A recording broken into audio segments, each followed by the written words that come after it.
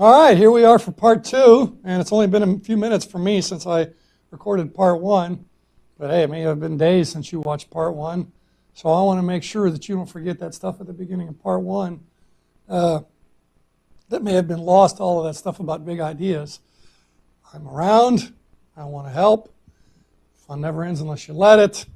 Did I get into a fragile ego as a serious learning disability? Maybe I didn't even mention that one. That's an important one too, right? You don't want to shy away from discussing things because it'll make you feel foolish, or maybe other people will be watching and they'll think you're foolish. You're not going to get very far in life if you worry about that. Sure, it's better to learn from other people's mistakes than your own, but there's going to be plenty of yours to learn from. So make sure you give yourself that chance to do that, especially if the cost of those mistakes is low, as it invariably is at the beginning of an economics course, where you do a lot of exercises at first that don't have any direct impact on your grade, but have an indirect impact. Because if you don't do those, then the ones that do have an effect, graded homework first and then the exams, then those don't turn out so well.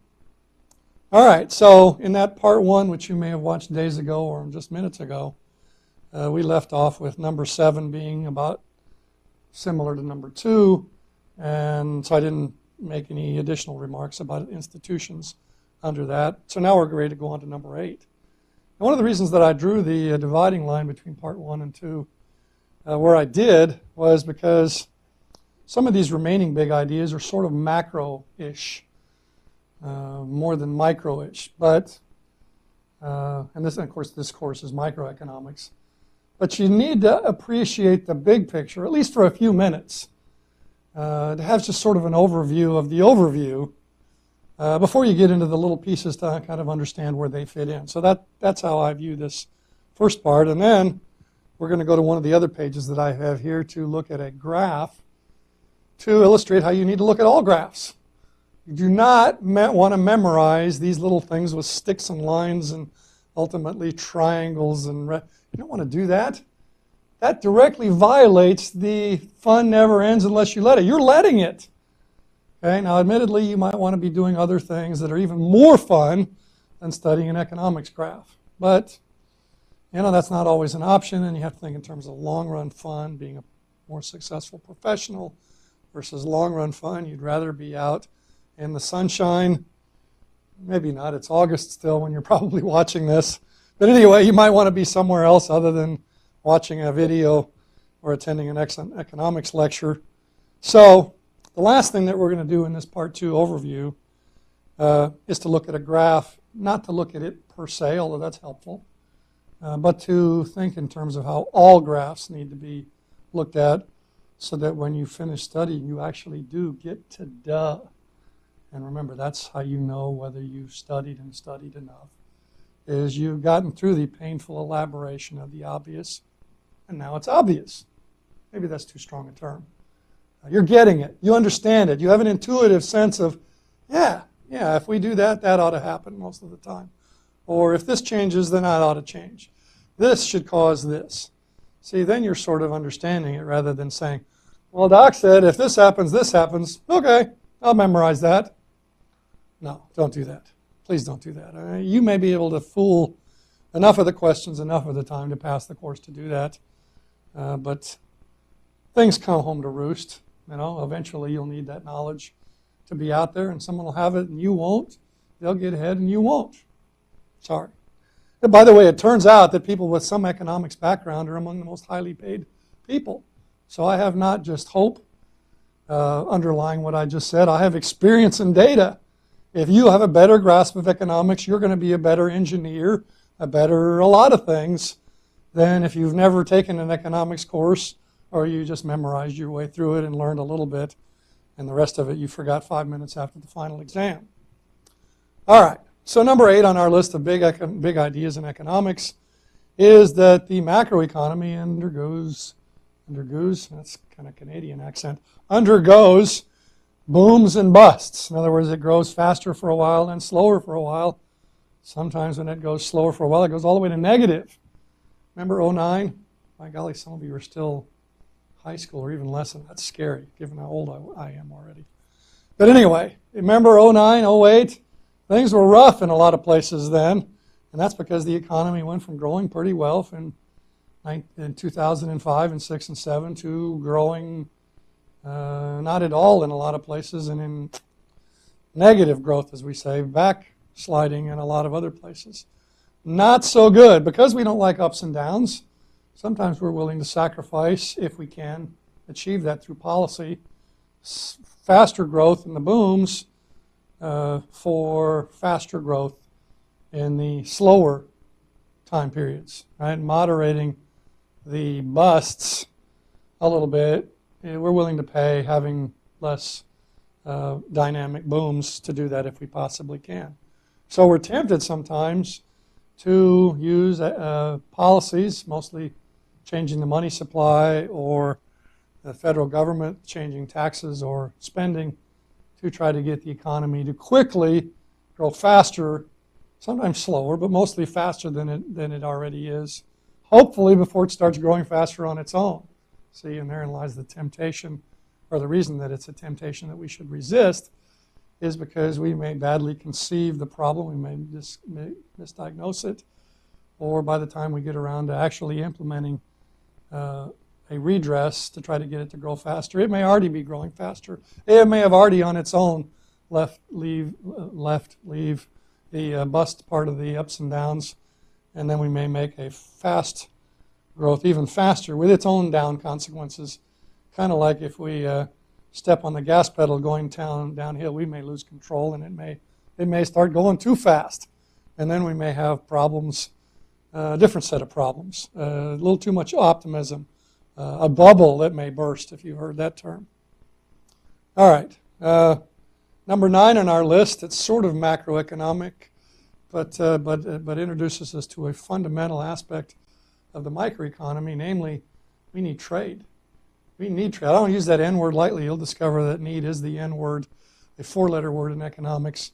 Most of the time, we'd rather have people use the word want, because the word need overstates the issue. But in this case, we need the government to provide a currency, money, okay, a way to buy things without having to trade goods for goods, or services for goods, or services for services. Barter is a disaster. We want to avoid that. It would be very, very difficult to consummate much trade if we couldn't do it indirectly through money.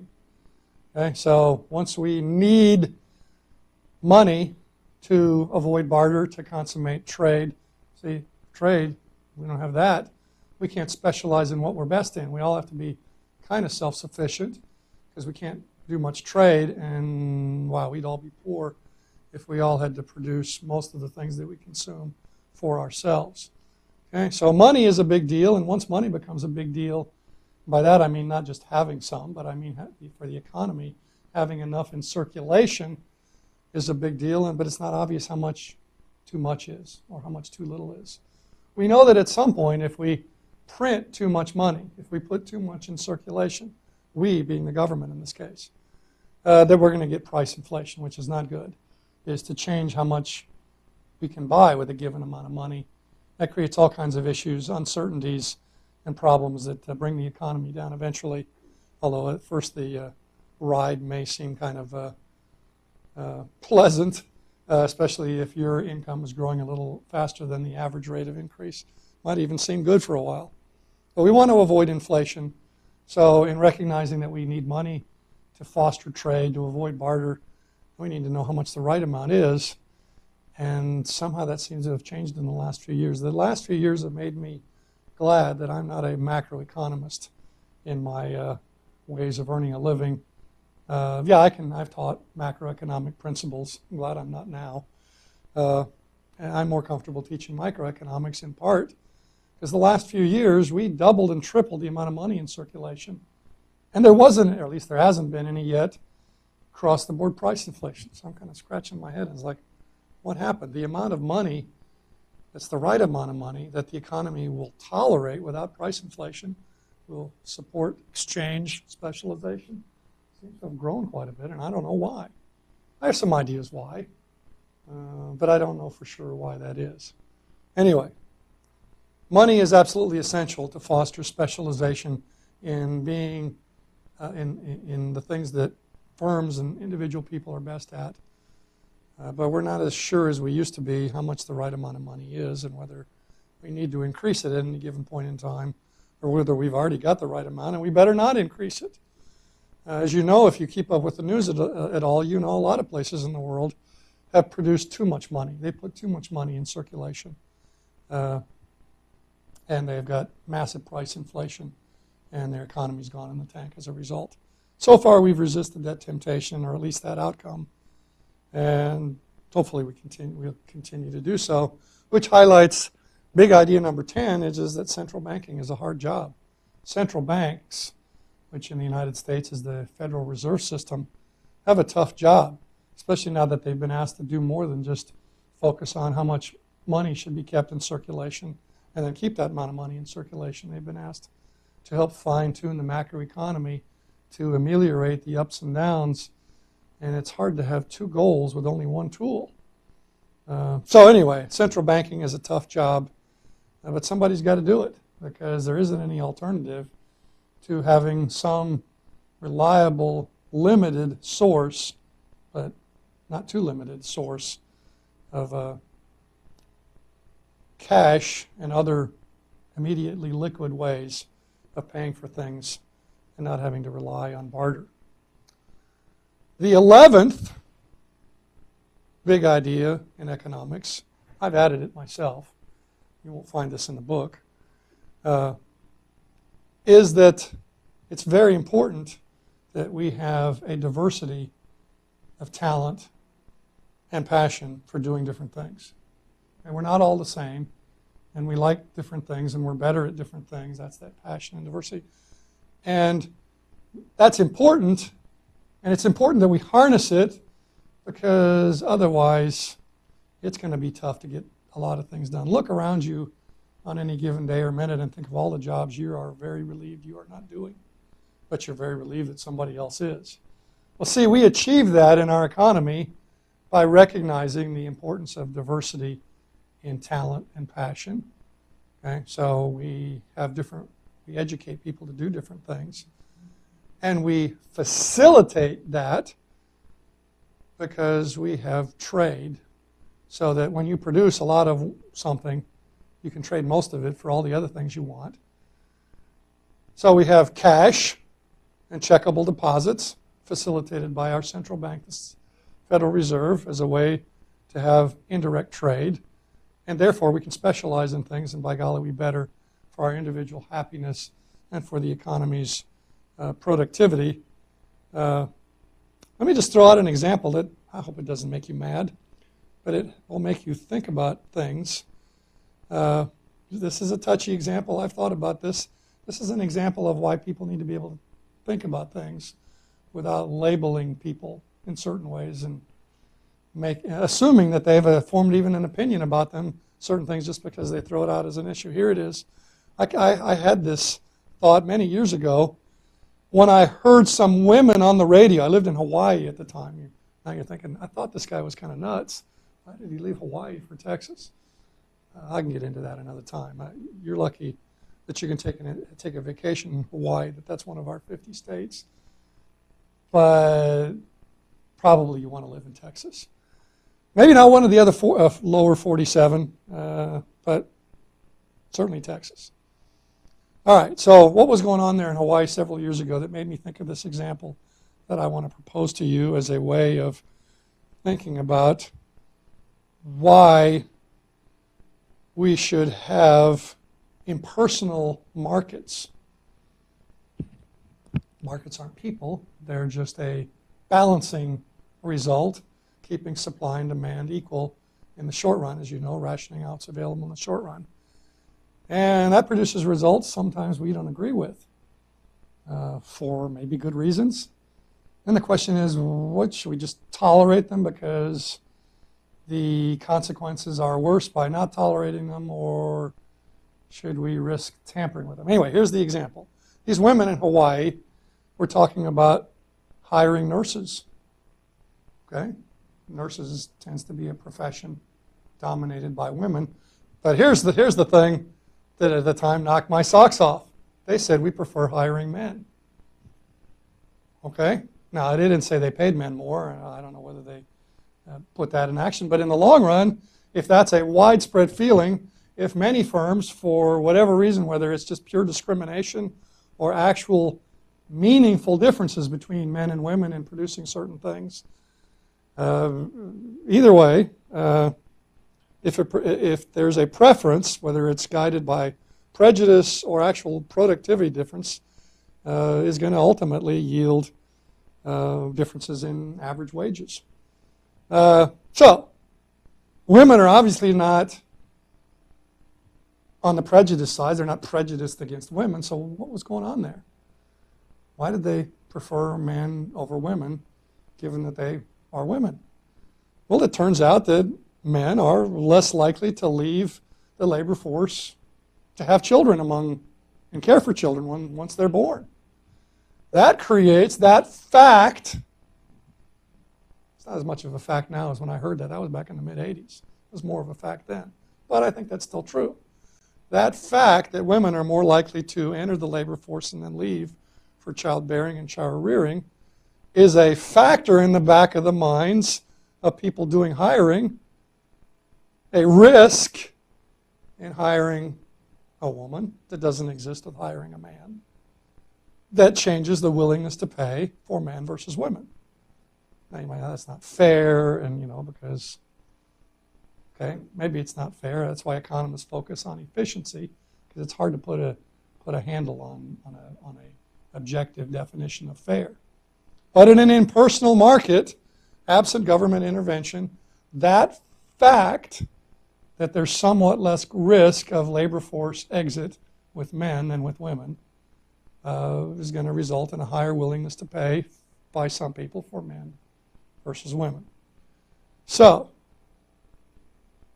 should that will yield in impersonal markets higher paychecks for men. Is that a reason to intervene via the government? That's unfair. We should have equal pay for equal work. Risk of labor force exit, even though firms value it, should not be allowed to be a factor in hiring somebody or in offering some with less risk more than others perceived to have more. By the way, it's proof that it's not that this outcome in the past certainly was for those women back in Hawaii hiring nurses. They didn't, if it was a single nurse, somebody not married, they didn't pay them any less than single men. The discrimination, if you want to call it that, was against the women applying to be nurses that had shiny new rings on their finger and said, I just got married and we're just about to start a family. That was, wait a minute, if I hire this person, spend all this money training them, they might quit on me pretty soon. If I hire this guy instead, that's not as likely to happen. Preference. Not fair, right? That somebody wants, is the part of the family unit that has the children physically and is more likely to care for them and leave work on a moment's notice if something happens to the kids than the male member. So anyway, there's something to toss out there as a way of thinking about markets, assigning different prices to different things on an impersonal, entirely impersonal basis. Okay, nothing personal, less risk, more risk, we're willing to pay more for them. That may justify, and in some people does justify, government intervention in saying, that's just not fair. We need to not allow that process to work as it would in an impersonal, unregulated market. Okay, that serious issue aside, by the way, that's another reason to have this video. That might have caused a little rancor in a room full of people. Something, yeah, sure, I understand that. If it was me, that's how I'd behave. There are people saying, doggone it, that's not fair. We can't allow that. That's just plain old discrimination, paying more to men doing identical work to women just because the women are more likely to quit in the near future and the man isn't. So, maybe more videos more often to do controversy. Maybe we should talk about gun control and abortion later. I mean, those are political issues, right? Somebody somewhere's got to talk about them to figure out what to do.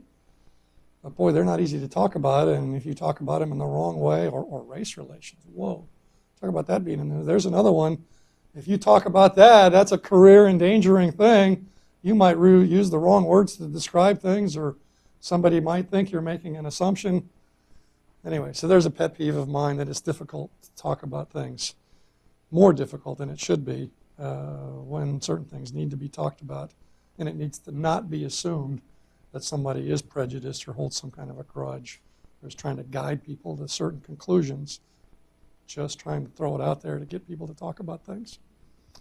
All right, so back to the beginning of, part one of this two-part series.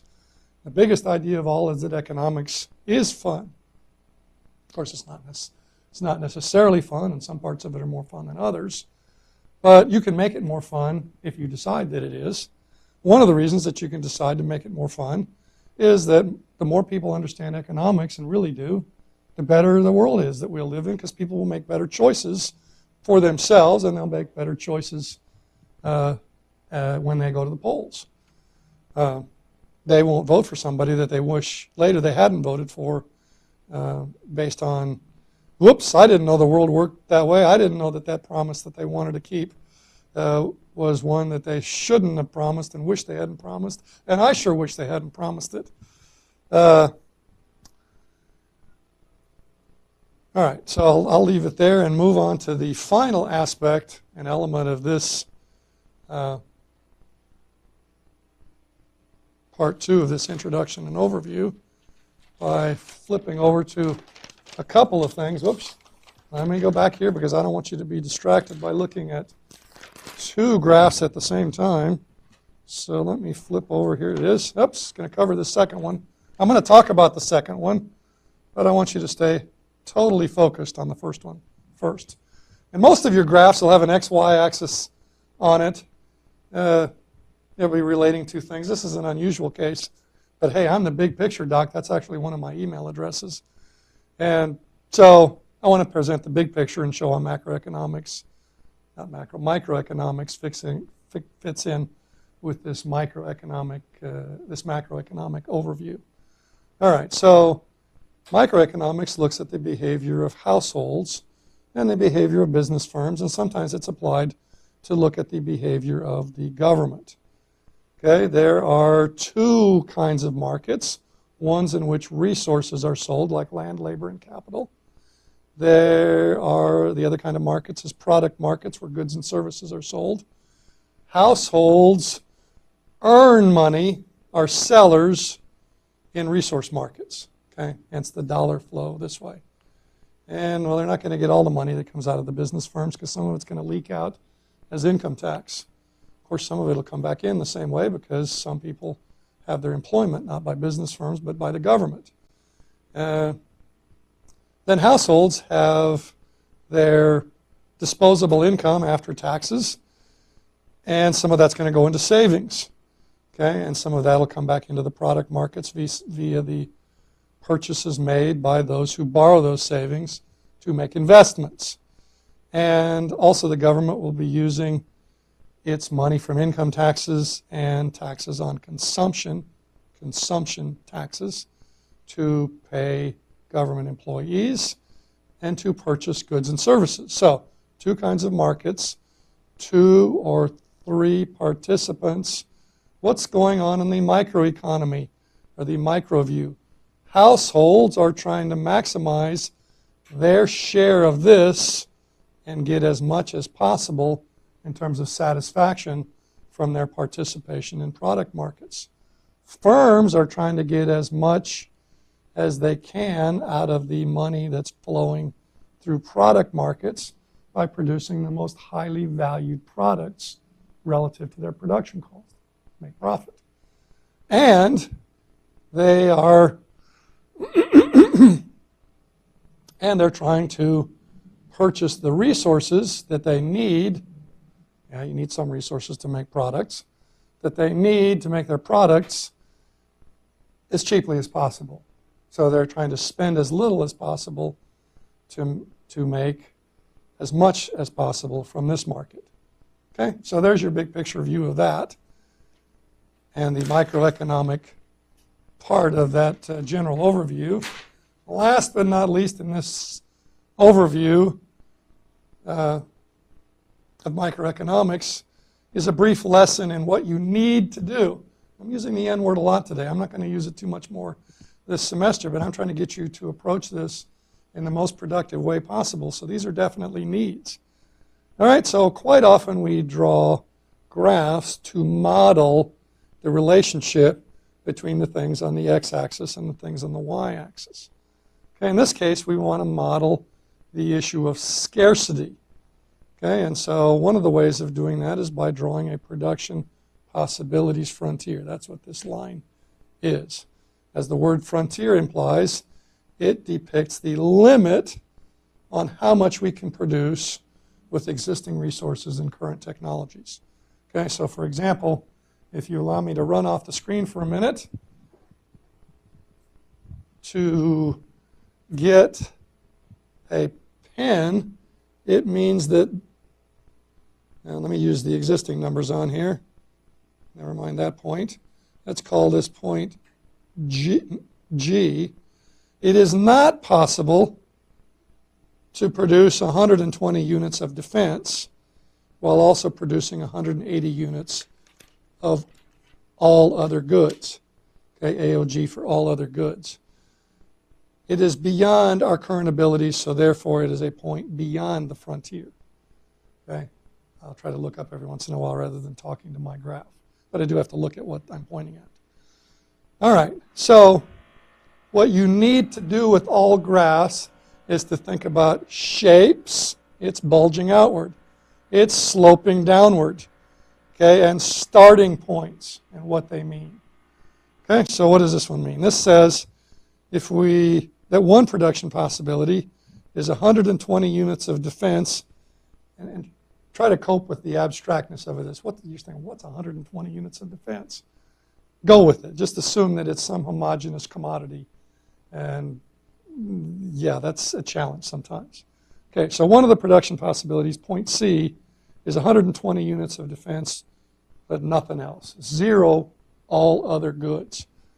Okay, so that means if we allocate all of our resources with the best possible technology, achieve technical efficiency, we'll produce 120 units of defense, and that's it. Okay, so that's what our starting point says. The end point, going left to right, point E is the end point. Another production possibility is to produce only all other goods, produce no defense, to be defenseless. All right, that means ready to be invaded by some hostile foreign entity. Okay, we could produce a lot of all other goods if we were willing to risk being defenseless, 300 units. All right, that's an extreme possibility there. And the fact that there's a downward sloping line between the two of them means that the production possibility for defense declines as we endeavor to produce more of all other goods. But it doesn't decline at a constant rate. That's what the curved line says. And it depicts reality, which is why we draw it this way. It's a model based on what we've learned by studying reality. Okay, we've learned that there are opportunity costs once you achieve scarcity. For example, if you start at point B, you could go to point A, and because you weren't at an efficient point, there are no opportunity costs. You could, by being more efficient, have more defense without having any less of all other goods. But once you're at C, A, E, or any other point on the production possibility frontier, the only way you can have more of either of these is to move along the frontier and thus tolerate having less of the other one. And that is the measure of opportunity cost. To go from 0, all other goods, to 180 units of all other goods foregoes 120 minus 90, 30 units of defense. Now we can only produce 90 units of defense if we endeavor to produce 180 units of all other goods. Right? We'll have to be technically efficient to achieve 90 units of defense while producing 180 units of all other goods. All right, so again, to review, you have to ask yourself, what's going on here? Oh, we're talking about our ability to produce defense and all other goods. If we produce just defense, that's how much. If we produce just all other goods, that's how much. all the in-between choices where we produce some of each, if we achieve technical efficiency, is one of these points on the graph, not just the labeled ones, all of the points on it. How do we choose which one? How do we achieve what we hope is allocative efficiency, the best combination of our two possibilities? Well, we do marginal analysis. Remember, that's where we go one step at a time and ask ourselves if the gain was worth the cost. Okay? To make it a little easier for purposes of this graph, for instance, we would ask if the movement from C to A, that's a big change, which costs 90, 120 minus 90, 30 units of defense, if that was something we were willing to give up to achieve 180 units of all other goods. Maybe we were, maybe we weren't. Depends on the circumstances. If there's suddenly an external threat and we're here at A, maybe we would say, oops, maybe we should move a little bit further back to point C, but maybe not all the way, maybe to there. Okay, so we're constantly doing marginal analysis, evaluating whether more of the one would be worth less, having less than the other. Once we put numbers on here, we can talk about opportunity cost in real numbers.